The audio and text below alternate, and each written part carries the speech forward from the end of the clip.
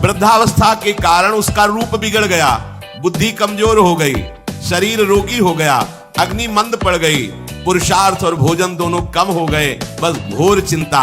अब पता ही नहीं चल रहा, सोच निकल गई, पड़ा है उसी गंदगी में। जब वो रो रो के कहता है ऐसा, पीटते हैं घर वाले, हमने देखा, पीटते हैं, बड़े बड़े भरपूर भोजन नहीं देते, हगेगा कौन, फेंकेगा, कैसी दुर्गति होती है। इसमें जो शब्द लिखा है, आस्तेव मत्योपन्यस्तम गृहपाल इवाहरन, गृहपाल कहते कुत्ते को, कुत्ते की भांति वो सबके अपमान सहता रहता है और रूखे सूखे टुकड़े खाकर जीवन निर्वाह करता है, फिर भी उसे भगवान की याद नहीं। मृत्यु का समय जब निकट आता है तो वायु उत्क्रमण से इसकी पुतलियां चढ़ जाती हैं, श्वास प्रश्वास की नलिकाओं में वायु आना जाना रुक जाता है, कफ भर जाता है। अब इसे श्वास लेने में भयानक कष्ट होता है, कंठ में घुरघुराहट, पर उसका मोह उन्हीं अपने बच्चे, परिवार, घर, सब ये सब छूट जाएगा। बड़ी दुर्गति। अंतिम समय क्या सोच रहा है, ये पत्नी छूट जाएगी, बेटे छूट जाए, और बेटों ने क्या उनके साथ व्यवहार किया, ये मोह है, ये मेरा कमाया हुआ मकान कैसे छोड़ सकता हूं, तो छिपकली बन के आना, इसी मकान में रहेंगे ना। पक्का आपका अंतिम फाइनल आपका चिंतन होता है, आपका चिंतन वही बनेगा जो जीवन भर आपने किया, उसके परिणाम में बंधु बांधव आकर घेर लेते और मनाने लगते हैं कि अब जल्दी मर जाए, भगवान उठा ले इसे। मृत्यु पाश के वशीभूत महान कष्ट को भोगता हुआ अपने परिवार का चिंतन करता है। वो मूड ये भी नहीं सोच पा रहा कि अगर अंतिम समय कृष्ण बोल दूं, राधा बोल दूं तो काम बन जाए। कुटुंब का भरण पोषण और मोह में लगा हुआ यमराज के दूत आते हैं, मार मार के उसके प्राणों को खींचते हैं। वो तो मार वही जानता है जिसमें पड़ती है, और सोचता कौन है, विवेक है ना, इसलिए सोच काम नहीं करती। भयंकर रोष युक्त नेत्र वाले जिनके देखने से पेशाब छूट जाए, तभी तो आप देखो मरने वाले का शौच और लघुशंका सब छूट जाती है, देखने मात्र से, इतने वो भयानक है। वो देखकर भय के कारण मलमूत्र त्याग कर देता है। सा दृष्ट्वा त्रस्त हृदयः स्रकन मूत्रम विमुंचति, इतना भयावह स्वरूप होता है उनकी घुड़क, और उनकी मार की टट्टी पेशाब सब छोड़ देता है। यमदूत उसे भयंकर यातना देते हुए प्राण खींचते हैं।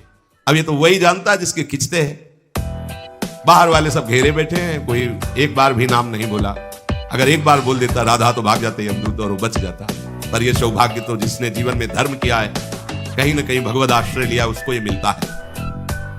जैसे कोई घोर अपराधी को सिपाही बांधकर ले जाते हैं, उसी प्रकार रस्सी में बांधकर बलात् उसको यमलोक की लंबी यात्रा कराती है।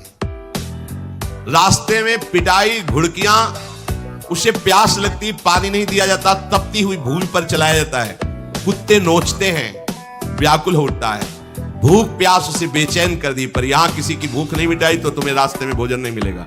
यहां कभी किसी को पानी नहीं पिलाया तो एक बूंद पानी नहीं मिलेगा तुम्हें। ये कर्म भूमि है। दावानल जैसी दहकती हुई भूमि पर उसे चलाया जाता है।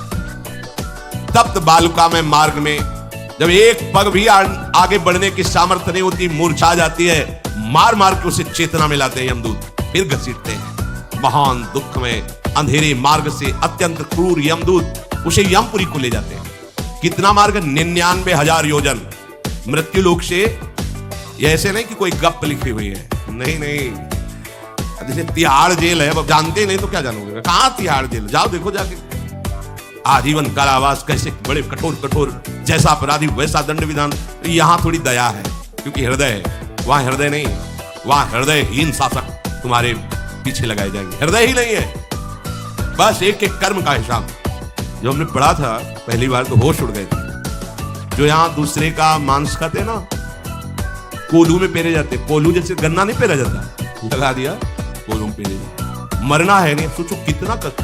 फिर इसके बाद समसी से मांस नोच कर उसे खवाया जाता। होश में हो जाओ। 99,000 योजन का मृत्यु लोक से यमलोक का मार्ग है, लिखा हो 99,000 योजनानाम सहस्राणि नवतिम नवचाध्वनः त्रिभिर्मुहूर्तैर्द्वाभ्याम वा नीतः प्राप्नोति यातनः। एक योजन का मतलब 4 कोश, 99,000 योजन। इतने लंबे मार्ग को 2 या 3 मुहूर्त में तय करना, दौड़ा के 2 या 3 मुहूर्त, बहुत कम समय। फिर वहां पहले से तय, इसको इस नरक में डालो, इसको इस नरक में। वहां इतना समय थोड़ी भीड़ लगी है। जैसे अपने एक फोड़ा हुआ तो अपने इतने कष्ट समझते, अस्पताल जाओ देखो चीख लगी, किसी पैर टूटा, किसी कुछ, ऐसे वहां सब हिसाब हो रहा है। उसको धधकती हुई लकड़ियों में जलाया जाता है, कहीं दूसरों के द्वारा काट काट कर उसको उसका ही मांस खिलाया जाता है। यमपुरी के कुत्तों के भयानक दांत होते हैं, जिंदा, अब मरना है नहीं वहां, भयानक गिद्धों के द्वारा आंतें खींची जाती है। यहां सांप बिच्छू डांस जिसको मारा है वहां भयंकर रूप रखकर उसका खून पीते हैं। हिसाब है बहुत होश में।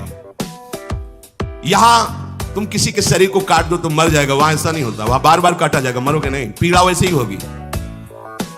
बड़े भयानक कष्टों को भोगता है, तामिस्त अंध तामिस्त रौरव आदि नरकों को भोगता है। हे माता, भगवान कपिल देव जी कहते हैं जो पुण्य आत्मा लोग होते हैं वो स्वर्ग आदि में जाकर पुण्य भोगते हैं, लेकिन दोनों को फिर गिरना होता है क्योंकि वो भगवान का भजन नहीं किए, इसलिए पुण्य भोग कर मृत्यु लोग आते हैं, वो पाप भोग कर नरक से मृत्यु लोग आते हैं। माता जब उनके भोग संपन्न होते हैं नरक आदि के, अब वो जन्म लेते हैं फिर यहां। ध्यान से सुनो, जब जीव को मनुष्य शरीर में जन्म लेना होता है तो प्रकृति में वर्षा के साथ आता है, प्रकृति में वर्षा के साथ आया, और फसल में मूली गाजर गेहूं अन्न इनमें वो जीव प्रवेश करता है और उसे माता पिता दोनों पाते हैं। तो सप्तम धातु वीर के रूप में परिणित होता है जीव। वो वीर कण के रूप में माता के उदर में जब प्रवेश करता है तो एक रात्रि में मां का और पिता का दोनों का वो जो वीर मिलता है, उस रज और वीर के मिलने से एक कलल सा बनता है। 5 रात्रि व्यतीत होने के बाद एक बुदबुदा सा बनता है। 10 रात्रि व्यतीत होने के बाद एक बेर की सी आकृति होती है। फिर उसके बाद उसमें धीरे धीरे मांसपेशियां बढ़ने लगती हैं। 1 महीने में उसके सिर निकल आता है, 2 महीने में हाथ पांव अंगों का विभाग होता है, 3रे महीने में नख रोम अस्थि चर्म स्त्री पुरुष के चिन्ह प्रकट हो जाते हैं, 4 महीने में मांसादि 7 धातुएं प्रकट हो जाती है, 5वें महीने में चेतना जागृत हो जाती है। जैसे अपने चेतना, ऐसे 5वें महीने में गर्भस्थ शिशु की चेतना जागृत हो गई। जीव है पर चेतना 5 महीने बाद मां के गर्भ में जागृत। अब उसे भूख लगती है, प्यास लगती है, वहां की तापमयी जलन पीड़ा, छोटे छोटे कीड़ों के द्वारा काटना, 6ठे मास में झिल्ली से लपटा हुआ मां की दाहिनी कोख में कीड़े की तरह तड़पता है। उस समय माता को कड़वे और खट्टे पानी की लालसा होती है, जिससे उसके अंगों में जाकर भयंकर जलन होती है। यह है भोग। वो कृमि कीड़े की तरह तड़पता है। मलमूत्र के गड्ढे में बीच में झिल्ली में बंधा हुआ वो जीवात्मा सुकुमार तो होता है, वहां के कीड़े उसे नोचते हैं छोटे छोटे, वो तड़पता है। माता प्रसन्न होती कि जब बच्चा हिलता है बोले है, उसकी दुर्गति हो रही, वहां भयंकर कष्ट पा रहा है। ऐसा क्लेश होता है कि क्षण क्षण में बेहोश होता रहता है। माता के खाए हुए कड़वे तीखे गरम नमकीन रूखे खट्टे यही पदार्थ पाने की इच्छा होती माता, क्योंकि उसको भोग भोगना है। उसके कोमल शरीर में भयानक पीड़ा होती है जब माता ऐसे पदार्थ खाती है। गर्भाशय की झिल्ली में लिपटा हुआ, आंतों और मलमूत्र से घिरा हुआ, सिर पेट की और पीठ और गर्दन एक कुंडलाकार ऐसे कंकड़ जैसा ऐसी आकृति गर्भस्थ शिशु की होती है। पिंजड़े में बंद पक्षी के समान पराधीन, ना तो वो हिलडुल सकता है ना बोल सकता है, बड़ा असमर्थ दुख को भोग रहा है, चेतना पूरी है। इसी समय भगवान द्रवित होकर उसे ज्ञान देते हैं, गर्भस्थ शिशु को, सबको। जी उसे ज्ञान होता है तो सैकड़ों जन्म के कुकर्म उसे याद आते हैं, सैकड़ों जन्म के। ओहो, ये मेरे कर्म का ही फल, मैंने ऐसे कर्म किए इसलिए दुख भोग रहा हूं। बेचैन हो जाता है, कैसे निपट पाऊंगा, सैकड़ों जन्म के कर्म जमा है। अब महान अशांति उसके हृदय में, उस शरीर में भयंकर पीड़ा। कुंडलाकार शरीर है, हिल भी नहीं सकता है, बस कीड़े काटते, बड़ी तड़पन, बड़ी जलन, भूख प्यास की जलन। अब एक और भयानक जलन हुई, उसे स्मरण हो जाता है कई जन्मों के, सैकड़ों जन्मों के पाप कर्मों का। 7वां महीना आरंभ हुआ कि ज्ञान का उन्मेष हो गया। अब प्रसूति वायु उसे चला रही है, तड़पता है वो। सप्त धातु में स्थूल शरीर से बंधा हुआ वो जीव भयभीत होकर के पुकारता है, अगर कोई भगवान है तो एक बार मुझे यहां से निकाल दे। तो विनय करता है भगवान, कोई अगर भगवान है जिसने मुझे इस बंधन में डाला है, एक बार निकाल दे यहां से, जाके केवल भजन करूंगा। जीव कहता जंतुरुवाच तस्योपशन्नमवितुम जगदिच्छयात् नाना तनोर्भुवि चलच्चरणारविंदम सोहम ब्रजामि शरणम रकुतो भयम में येने दृशी गतिरदर्श सतोनुरूपा। हे प्रभु, मैं बड़ा अधम हूं। ये ज्ञान भगवान की तरफ से गर्भस्थ शिशु को होता है। देखो, स्वयं वो इतना कष्ट पा रहा है, फिर जब आप गर्भ हत्या करते हैं तो आपका पाप कितना बड़ा होगा सोचो। सब माताओं से विनय है, संयम से रहो, सावधान रहो। ये हत्या ऐसी नहीं तुम्हारे दान पुण्य से क्षमा हो जाएगी। ये जो भ्रूण हत्या है, गर्भ हत्या है, बहुत बड़ा पाप है। आप लोग अज्ञान के कारण इसको ध्यान नहीं देते, इसे खिलवाड़ समझते हो। कितना ज्ञान है। बेटी ही मां है, बेटी ही बहन है, बेटी ही पत्नी बनती है, बेटी ही किसी के जीवन को धारण करने वाली बनती है। और आपने गर्भ में देख लिया बेटी है, तुम स्वयं मां होकर उसका साथ दे रहे हो, उसका नष्ट करने के लिए। तुम्हारी बात ही समझ नहीं आती, क्या बुद्धि भ्रष्ट हो गई। अगर पुरुष का इतना महत्व है तो बेटियां ना हो तो तुम्हारी कौन सी गति होगी, सोचो जरा। जीना मुश्किल हो जाएगा तुम्हारा। तुम पुरुष किस काम के रह जाओगे। तुम्हारा अर्धांग काट दिया जाए तो तुम कैसे होगे। स्त्री स्वरूप अर्धांग है। जिस घर में एक मां बहन नहीं है, स्त्री स्वरूप नहीं, स्मशान जैसा वो होता है। ध्यान दीजिए, ये बहुत बड़ी गलती है जो अपनी बेटियों की हत्या करते हैं। ये वो पाप है जो अक्षम्य अपराध है। स्त्री हत्या करना शास्त्रों में बहुत बड़ा पाप कहा गया है। फिर वो तो बच्चा है, बिल्कुल नहीं। जिनसे हो गया है, श्रीमद् भागवत का सप्ताह मूल संस्कृत से सुनो और भगवान से प्रायश्चित प्रार्थना करो कि हे नाथ, भूल से गलती हो गई, दूसरा कोई उपाय नहीं। ध्यान से समझ लीजिए, तुम्हारे भ्रूण हत्या गर्भ हत्या के पाप को नष्ट करने में एकमात्र श्रीमद् भागवत समर्थ है, दूसरा कोई नहीं। कोई दान पुण्य तीर्थ स्नान तुम्हें क्षमा नहीं कर पाएगा। यह ऐसा महापाप है। अगर हृदय में जलन करके और मूल संस्कृत के द्वारा पूरी 7 दिन में भागवत श्रवण की जाए नियम से, तो भागवत समर्थ है इस हत्या के पाप से भी आपको मुक्त कर देगी। जिनके ऐसे हत्या हो गई हो करवा लो, नहीं तो बुद्धि आगे भ्रष्ट करके तुम्हें हरि गुरु से विमुख कर देगा। ये पाप ऐसा नहीं कि तुम्हें 2-4 माला घुमाने से क्षमा हो जाएगा। ये महत अपराध है। सबकी समझ में नहीं आता, समझ जाओ, नहीं तो आप जहां भी हो वहीं से भ्रष्ट कर देगा। यह अपराध नष्ट नहीं होगा, श्रीमद् भागवत की कृपा से नष्ट हो जाएगा। यह हमें बहुत विश्वास है। श्रीमद् भागवत सप्ताह की यह है ही महामहिम। प्रीति योनि को प्राप्त धंधकारी को सीधे भगवत पार्षद स्वरूप देकर परम पद में आरूढ़ कर दिया। केवल 7 दिन की मूल संस्कृत एक भी श्लोक नहीं छूटना चाहिए। अगर सप्ताहिकी का पारायण हो तो इस भ्रूण हत्या गर्भ हत्या से भी निवृत्ति मिल जाए। अब वो जीव भगवान को पुकारता है, मैं बड़ा नीच अधम हूं भगवान, आपने जो मुझे गति दिखाई है तो मेरे कर्म के अनुसार ही है, आपका इसमें कोई दोष नहीं। हम लोग जब कष्ट भुगते तो भगवान से कहते हैं हमने तुम्हारा क्या बिगाड़ा। भगवान ने नहीं बिगाड़ा, तू खुद देख क्या बिगाड़ लिया अपना। करो पाप आचरण। अब देखो, हमने तो जीवन में कोई पाप नहीं किया, कितने गर्भ हत्या की है, कितनी खिलवाड़ समझो। ये बिल्कुल भयावह चीज है। आप लोगों को नहीं, हम बार बार इसीलिए कह रहे हैं कि भयावह वस्तु है, तुम्हें बहुत ऊंचाई से घसीट के भ्रष्ट कर देगी। बहुत होश में हो, भूल के कभी ऐसा न करना जहां तक हमारी आवाज पहुंचे, जहां तक सुनाई दे। गर्भ हत्या मत करना, संयम से रहो। इस तरह का व्यवहार मत करो कि तुम्हारा मनुष्य जन्म ही व्यर्थ चला जाए। इसमें तीनों को बराबर दंड मिलेगा, गर्भ हत्या कराने वाला, गर्भ हत्या की प्रेरणा देने वाला और गर्भ हत्या में सहयोग देने वाला। जो औषधि डॉक्टर या जो भी, तीनों को दुर्गति होगी। माता पिता प्रेरक और कर्ता। ऐसा नहीं कि आप डॉक्टर हो तो आपको गर्भ हत्या करने का अधिकार नहीं। आप डॉक्टर हो दूसरे के शरीर को स्वस्थ करके निरोग करने के लिए, हत्या करने के लिए नहीं। कोई भी हमारा संविधान ऐसा आदेश नहीं करता कि आप गर्भ हत्या कर दो। ना भागवतिक और ना भारतीय संविधान ऐसा संविधान आदेश नहीं करता। अब वो जीव कह रहा है कि प्रभु मेरे योग्य ही है, आपने जो मुझे दंड दिया है। मैंने सुना है कि आपकी शरण में जो आता है आप उसकी रक्षा कर देते हैं।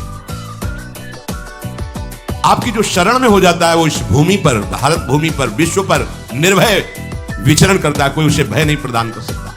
प्रभु, मैं इस माता के उदर में माया का रहस्य न जानने के कारण ऐसे कर्म किए कि मैं आ गया हूं। बहुत दुख पा रहा हूं।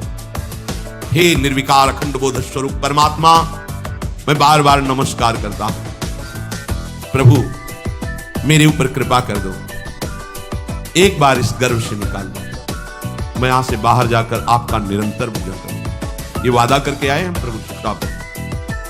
प्रभु ने करुणा करके हमें चांस दिया है मनुष्य शरीर। प्रभु मैं बहुत जन्मों से इस समय स्मृति आ रही देख रहा हूं, कर्मों में भटकता रहा आपसे विमुख होकर के। ये जो मुझे अभी ज्ञान हो रहा है केवल आपकी कृपा से तत्कालिक है, तत्कालिक। एक तत्कालिक वैराग्य होता है, जैसे कथा सुनियो मन में आया कि अब तो भजन ही करना है। ये तत्कालिक है, स्थायी नहीं है। इसे स्थायी बनाओ। प्रभु आप अंतर्यामी हो, आप सब कुछ जान रहे हो। तीनों तापों की शांति के लिए भक्तजन आपका भजन करते हैं। मैं देहधारी होकर जीव माता के उदर में मलमूत्र से रुधिर की झिल्ली में फंसा हुआ माता की जठराग्नि के ताप से जल रहा हूं। प्रभु एक एक क्षण में यहां विकल होकर केवल इंतजार कर रहा हूं कि किस समय मुझे यहां से निकाला जाएगा। दीन बंधु, यहां से कब मैं निकलूंगा। स्वामिन आप बड़े दयालु हो। आप जैसे उदार प्रभु ने मुझ गर्भस्थ शिशु को यह ज्ञान दिया। हे दीन बंधु, आप अपनी कृपा से प्रसन्न हो जाइए। प्रभु एक बार निकाल दीजिए। मैं ऐसा भजन करूंगा कि दोबारा संसार के दुख में नहीं आऊंगा। कपिल भगवान कहते हैं, हे माता, वो गर्भस्थ बालक शिशु भगवान से प्रार्थना करता है। भगवान का आदेश होता है, तत्काल प्रसव वायु धक्का मारती है। जे भी प्रसव वायु धक्का मारती तो उसको ऐसा भयंकर कष्ट होता है, जैसा पीछे लिखा है कि जैसे जिंदा किसी की चमड़ी उतारी जाए, ऐसा मां के गर्भ से निकलते समय उसे कष्ट होता है। वो अत्यंत कष्ट से व्याकुल होता है। उसी समय उसका वो ज्ञान नष्ट हो जाता है जो भगवान ने दिया था। उस समय उसकी श्वास की गति रुक जाती है, जैसे किसी का गला दबा दिया जाए तो कैसा लगेगा। ऐसे ही पूरी भागवती की स्मृति नष्ट हो गई। होश आया तब देखा कि वो बाहर पड़ा हुआ है, माता के उस मलमूत्र में सना हुआ विष्ठे की कीड़े की तरह। गर्भवास में जो दिव्य ज्ञान प्रकट हुआ था भगवान की कृपा से, वो सब नष्ट हो गया। भूमि परत भा ढाबर पानी, तिम जीवे माया लपटानी। चेतना आई तो रोने लगा। वो ज्ञान कहां गया? वो ज्ञानदाता कहां गया? वो कहता कहां कहां? बोले थाली बजाओ, बच्चा हुआ है। वो तो रो रहा है कि कहां, वो ज्ञान कहां गया जिसके बल से मैं कह रहा था कि बाहर निकाल दो, मैं आपका भजन करूंगा। सब खत्म ज्ञान। जो लोग उसका अभिप्राय नहीं समझते वो उत्सव मनाते हैं। बालक हुआ है, वो रो रहा है, वो कहां गया ज्ञान? कहां कहां कहां? छोटा बालक यही रोक कहता कहां?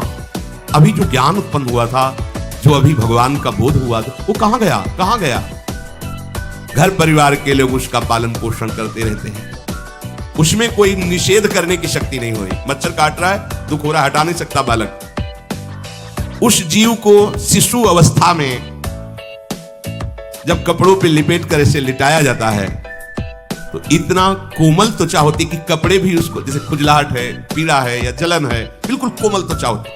कुछ नहीं कर सकता पर रो सकता है। ना खुजलाने की, ना करवट बदलने की, ना उठने की कोई सामर्थ्य नहीं। बड़ा कष्ट पाता है बाल्यावस्था में, क्योंकि त्वचा बड़ी कोमल होती है। डांस मच्छर आदि जीव उसको काटते हैं।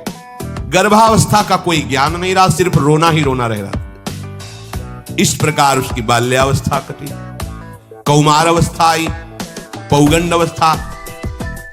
इनमें वो खिलवाड़ में फंस गया।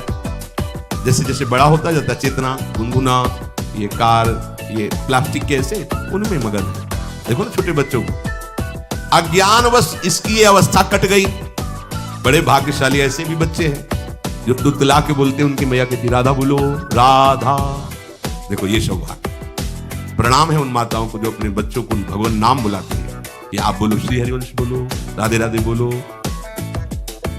धीरे धीरे उसकी युवा अवस्था पहुंचती। इस समय उसके अंदर एक भूत सवार होता है। जवानी का भूत है, ये सबके सवार होता है। अगर मंत्र चल रहा है तो भूत नहीं चढ़ेगा, नाम चल रहा है तो भूत नहीं चढ़ेगा, नहीं तो भूत चढ़ जाता है। ये कुछ भी करवा सकता है भूत। भूत ही तो है ना। वैसे ही पंचभूत लिपट गए, ऊपर से जवानी का और भूत सवार हुआ तो जौवन ज्वर के ही नहीं बलकावा। जवानी में कोई भी ऐसा अपराध नहीं जो हो ना जाए। बड़ा भयानक इसमें स्वरूप होता है। इसमें केवल भोग, केवल भोग, एक ही दृष्टि रहती है, भोग भोगना।